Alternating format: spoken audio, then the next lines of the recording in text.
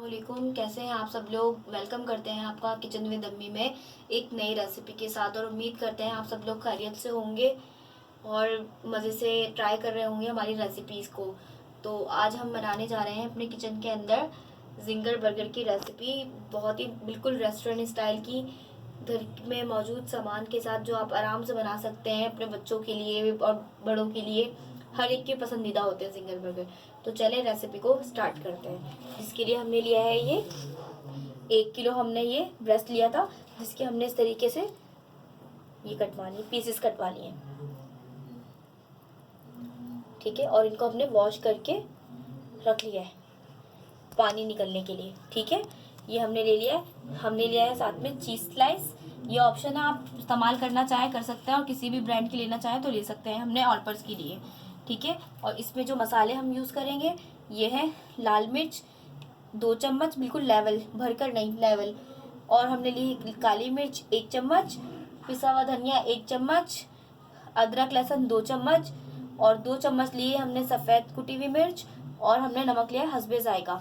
मसाले आप अपने हिसाब से कम तेज कर सकते हैं। हम आपको रेसिपी बता रहे हैं 1 किलो की, आप ये चाहे कम भी कर सकते हैं। 1 किलो के अंदर हमारे बने हैं 15 पीसेस, ठीक है। तो आप इसमें कम भी कर सकते हैं। और ये हमने लिया है चिली सॉस 2 चम्मच, हमने सिनिका लिया है, ये हमने लिया है 3 चम्मच, और ये हमने 2 चम्मच लिया है सोया सॉस, ठीक है। ये मायोनीज बर्गर्स पे लगाने के लिए, और ये बर्गर का 1 पैकेट, ये कोई सी भी ब्रांड का आप ले सकते हैं। और ये हमने लिया है मैदा 2 कप, ये हमने लिया है कॉर्नफ्लोर 1 कप, और ये हमने लिया है बेकिंग पाउडर, ठीक है। तो चलें अब हम रेसिपी को स्टार्ट करें। बेकिंग पाउडर हमने लिया है 1 चम्मच। चलो अब ये वाली इस तरीके से अपने एक तसले में। अब हम इसमें डाल देंगे हमारे सारे स्पाइसेस।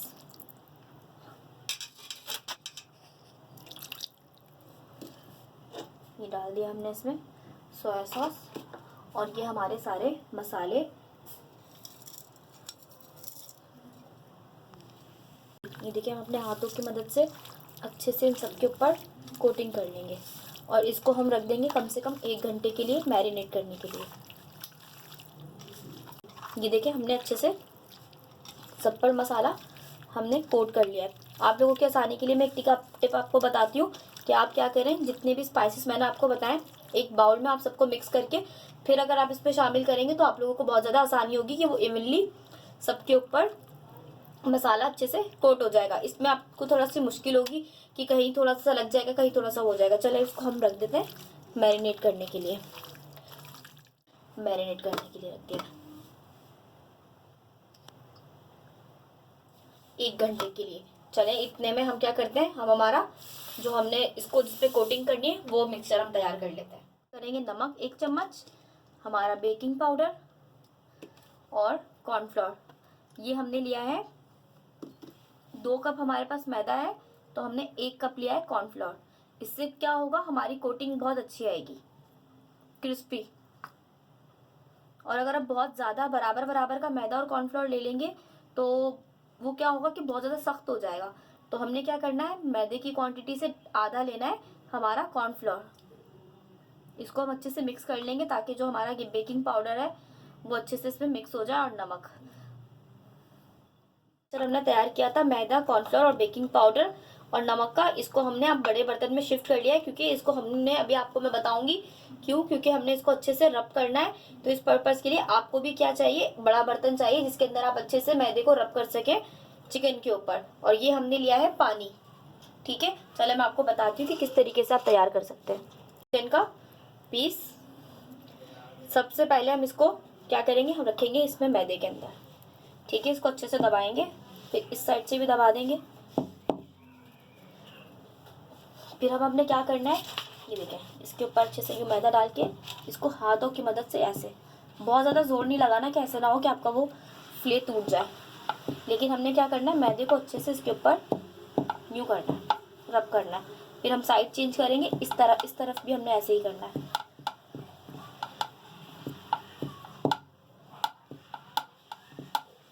देखिए, इस तरह से हम इसको झाड़ेंगे। फिर इसके बाद हम क्या करेंगे, इसको अब हम करेंगे इस पानी में डिप। अब हम दूसरा हाथ इस्तेमाल करेंगे ताकि ऐसे मिक्स ना हो। हमने इसको अच्छे से पानी में डिप करने के बाद इसका पानी देखिए पानी निकल जाए, फिर इसको हम वापस से रखेंगे इधर। ये देखें, अब इसके ऊपर हम दोबारा से मैदा डालेंगे। ये प्रोसीजर आपने 2 दफ़ा करना है कि एक दफ़ा हमने पहले मैदा लगाया, फिर उसके बाद हमने इसको झाड़ा और फिर हमने इसको लगाया पानी, और फिर उसके बाद हम दोबारा से इसके ऊपर मैदा लगाएंगे। उसी से आपके ये जो वो क्रिस्प होते हैं वो बनेंगे। ये देखें, ठीक है, इसको हम अच्छे से ये देखें, ठीक है। अब जब हम इसको ये देखें, ये इसको हमने शेक ज़रूर करना है, क्योंकि जब तक आप शेक नहीं करेंगे तो ये देखें, ये देख रहे हैं आप, जिस तरीके के फिर है ये जो बन रहा है क्रिस्प, ये नहीं बनेंगे। तो आपने इसको अच्छे से शेक ज़रूर करना है। ये अब हमारा तैयार हो गया, इसको हम रख देंगे यहाँ पर। ये अब ये फ्राई करने के लिए बिल्कुल रेडी है। इसमें तेल डाल दिया है और अब हमने इसको क्या है गरम करने के लिए रखा है। अब हम इसको चेक करेंगे ये डालकर कि ये देखिए ये बबल्स बनना शुरू हो गए। जैसे ये ऊपर आए इसको हम सबसे पहले ट्राई करेंगे कि बबल्स बनना शुरू हो गए, फिर उसके बाद हम अपना फ्ले डालेंगे। डायरेक्ट मत डालिएगा, इस तरह आपका फ्ले खराब हो जाएगा। तो चलिए अब इसमें हम ऐड करते हैं। ये देखें बिल्कुल तैयार है। ये हमारी बड़ी कढ़ाई है तो इसमें हम एक टाइम पे हम आराम से इसमें 3 फ्राई कर सकते हैं। ठीक है, इसको एडजस्ट कर लेंगे और इसको छेड़ना नहीं है आपने। ठीक है, इसको थोड़ा सा नीचे कर लेंगे बस। तो तेज़ आंच पे मतलब दरमियानी आंच पर इस तरीके से फ्राई होने देंगे। उसके बाद हम इसके साइड को टर्न करेंगे। अब इसको हम ये जब हल्का सा हो गया गोल्डन, अब इसको हम टर्न करेंगे। ये देख रहे हैं हमारे आप क्रिस्प बने हुए ये। अब इसको हम टर्न कर लेंगे। फ़ौरन से हमने इसको नहीं छेड़ना वरना ये क्रिस्पी नहीं होगा।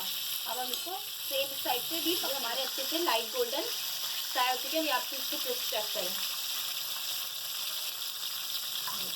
इसको अच्छे से इस तरह से इसका ऑयल निकाल लेंगे। ठीक, अब इसको हम इस तरीके से ये हमारी टिश्यू पेपर के ऊपर निकाल के रख लेते हैं। ये कितने क्रिस्पी हैं आप चेक करें क्रिस्प। ठीक है, चलिए अब हम इसको असेंबल करते हैं बर्गर के ऊपर। जी ये देखिए ये बर्गर हमने सेक लिए हैं बर्गर पर। ठीक है जी, ये देखिए अब हम क्या करेंगे, इस पर लगाएंगे हम मायोनीज।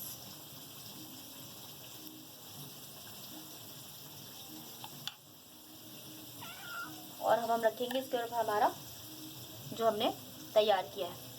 ये देखें, मैं आपको चेक कराऊं। ये देखें, ये देखें, ये सारा क्रिस्प है। ये देखें मुर्गी कितने अच्छे तरीके से पकी हुई है। ठीक है, अब हम क्या करेंगे, इसको हम करेंगे टर्न और ये हमारा एक मज़े सा जिंगर बर्गर तैयार है। अब हम इसके ऊपर लगाएंगे। हमने तैयार किया विदाउट चीज़। अब हम आपको चीज़ के साथ सिखाते हैं। अब हम स्टार्ट करें चीज़ के साथ। सबसे पहले इस पर भी हम क्या लगाएंगे, मायोनीज। ठीक है, और हम रखेंगे हमारा जिंगर बर्गर। रखेंगे हम हमारा स्लाइस और रखेंगे बन। ये हमारा चीज़ वाला जिंगर बर्गर तैयार है। ये देखिए,